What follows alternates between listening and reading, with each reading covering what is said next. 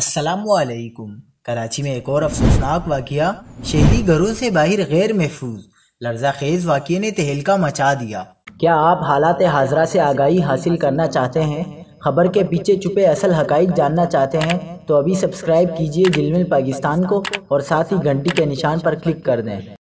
آپ کو بتاتے چلیں کہ کراچی کے علاقے اورنگی ٹاؤن میں موٹر سائیکل سوار خاتون اور مرد کھلے گٹر میں گر کر جاں بحق ہو گئے۔